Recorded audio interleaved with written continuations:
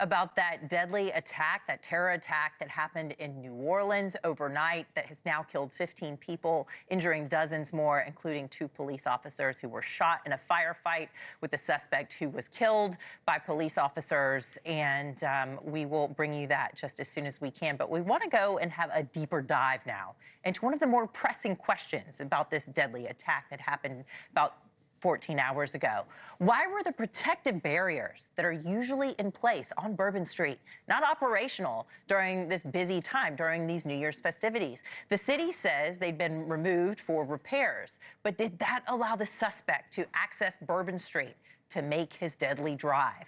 And why would those barricades, or bollards as they're called, not be repaired and replaced in time for such a popular holiday, and with the Sugar Bowl that was supposed to happen tonight that has now been delayed for 24 hours? For more on all these questions, we're going to go to NewsNation investigative correspondent Rich McHugh. Rich, what are you learning? Hi, Anna. So these are all very good questions. And what we know is that these bollards, as they're called, the barricades, they were put in place in 2017 in the French Quarter, inspired by the terrorist attacks in Nice, France in 2016. Recently, they had been malfunctioning. Mardi Gras beads had been kind of lodged in there, so they decided to remove them in November, and there was said to take 10 weeks to get them back in place. The mayor and the chief of police admitted that today. Now, there's a video that we have, and I want to put it up on the screen. You can see where these bollards kind of would have been. There was a police car that was in their place. If you can show it, you can see the white truck as it turns right. It goes right around the police car, and that's ultimately where bollards would have been, and they would have also been further along. Now, I spoke with, there's a very prominent person in New Orleans by the name of Sidney Torres.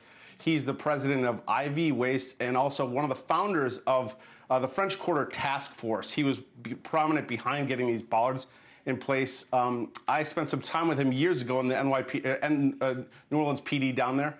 I asked him about these bollards and what else he saw, because his teams were out there early this morning. Take a listen to what he said. I heard about IEDs. As the sanitation, being in charge of sanitation, we've been told not to remove any of the trash cans or any of the garbage. They don't want any of the garbage dumped. They don't want any of the litter cans dumped. They want to dig through the garbage. They found some packages on certain streets that they're dealing with. If you can see that truck ran into that light tower. And that's the only thing that stopped him. If that light tower wouldn't have been put there for more visibility on Bourbon Street, that truck would have killed a lot more people. And if you look at the guy's truck, you look at the photo, he had a trailer hitch on the back with a PVC pipe sticking up kind of high. And just looking at it, was it a signal? Was it an antenna? You know, those are the kind of things that, and I'm not saying anybody told me that. You can look at the photo and you can see it.